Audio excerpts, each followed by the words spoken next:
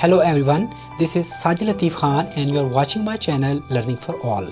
And today I am going to talk about the importance of grammar, the place of grammar in our schools and in our classrooms, and what are the methods that we can use to teach grammar effectively.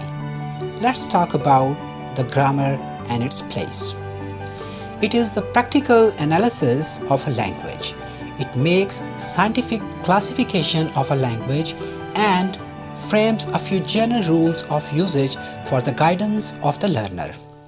It gives us the function of words in a sentence and their relation with each other.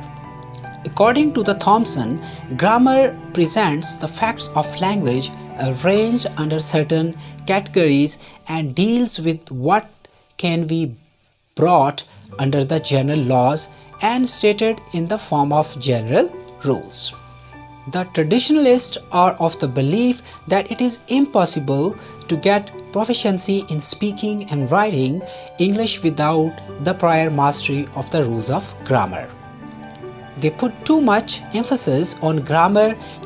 On the other hand, the advocates of direct method believes that grammar has no place in the learning of English. H.E. Palmer and other modern linguists hold that grammar is a hindrance in the learning of a language.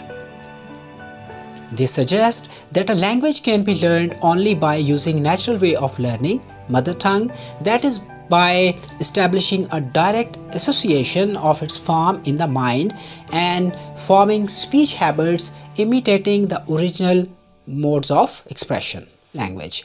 Grammar does not directly help in creating the power of expressions, yet it is necessary to get rid of the pitfalls and to speed up the process of learning. It gives an insight into the structure of correct sentences. According to the champion, it does not create the critical sense which enables the learner to criticize and judge his speech and writing. But the importance of practice should not be underestimated. Without practice, it is useless for the students to learn the rules of grammar. A language is better learned through its use than through its grammar at the early stage. Later on, the study of grammar leads to a greater accuracy in its use. So both practice and grammar should go side by side. It must always be kept in mind that grammar is only a means to an end and not an end itself. Now let's talk about the function of the grammar, value of grammar and limitation of grammar. First, I'll talk about the function of grammar. There are two views about the function of grammar which are contrary to each other. Number one, scientific. According to this view, grammar is a descriptive science and the function of grammar is to describe the main characteristics of correct use. Correct usage is fixed for all times. Therefore, the grammar deals only with the characteristics of correct usage. Number two, logical views. According to this view, grammar is an art more than a science. Its rules are permanent just like the rules of art. Grammar does not create the power of expression, so it is only a means to an end of learning correct English and not an end in itself. Now let's talk about the value of grammar. Through knowledge of grammar is a prerequisite of an English teacher. His teaching cannot be effective without the sound knowledge of English grammar. The knowledge of grammar systematizes the learning of language. Correct use of language can only be learned with the help of grammar. Moreover, it gives the learner insight into the various construction of sentences. It enables the students to analyze their own mistake and to correct them. Thus, they are saved from developing wrong habits of expressions. Grammar serves as a guideline for the students. They can move on safely in the forest of language if they are in the know of the pitfalls. The comparative study of the patterns and construction of English and those of the mother language is very helpful after the early stage. Now let's talk about the limitation of grammar. The rules of grammar do not help in gaining the power of expression in speech. Correct language is learned by the constant practice in listening, reading and writing and correct patterns. Correctness is not the outcome of the knowledge of rules of language. Grammar does not help in acquiring vocabulary, and vocabulary is acquired through reading and listening. Grammar is not helpful in producing creative literature. Experience shows that grammar does not help in writing composition. It is vocabulary, expressions, and logical arrangement of thought which contributes to good compositions. Grammar is helpful in providing these requisites of composition. There are certain questions regarding the teaching of grammar, like what are the types of grammar and which one should be emphasized at the school stage.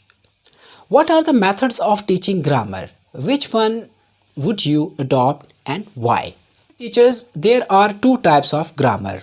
1. Formal or theoretical grammar. 2.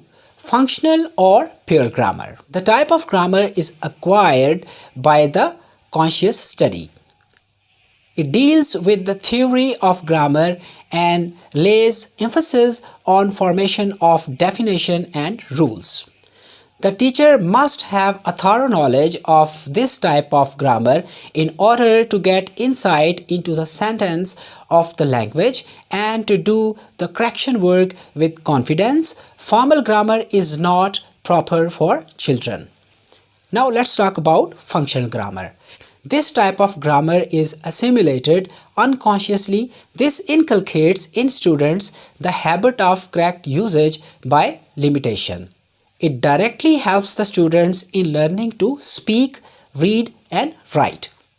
Thus, it is the practical aspect of grammar. Students must be taught this type of grammar. Now let's talk about the methods of teaching grammar. There are two methods which are very famous among the teachers. Number 1, the deductive method, and number 2, the inductive method. Now let's talk about what is deductive method. This is the old and traditional method of teaching grammar. This method is based on the belief that principles and rules of grammar must precede the learning language. According to this method, some rules and definitions are taught first and then a few examples are given to make the rules firm in the mind. In this method, the teacher has to proceed from the abstract to the concrete, which is unnatural. Now let's talk about what is inductive method of teaching grammar. In this method, a set of complete example is presented to the student. The child examines them and takes the common elements in them. He draws his own conclusion and himself forms a rule or a definition. This method proceeds from the known to the unknown, from the concrete to the abstract, from the particular to the general. Hence, it is quite natural and psychological approach to rules. It helps the students to develop their power of thinking, reasoning and assimilating the language. At high stage, the grammar may be taught with the help of a separate grammar book. Inductive cum deductive method is the best procedure to teach grammar. It means that examples should be given before the rule is established. The rules must be formulated by the students themselves. Then the students should be asked to practice these rules deductively. At the early stage, the grammar should be taught by inductive method. The students should be presented with some examples and then the rules may be given. At the middle stage, the teacher should correlate grammar with the textbook. At the high stage, a separate regular grammar book should be introduced. The correction of the grammar should include number 1, oral composition, that is changing person and tenses, singulars and plurals. Number 2, written composition, that is changing direct into indirect speech and active into passive voice. Number 3, Translation. That is the correct use of all the aspects of grammar including tenses. That was it for now. I hope you like my video. If you like my video, please don't forget to subscribe my channel and turn on the bell icon so that you can watch more and more upcoming latest videos of mine. Thank you so much.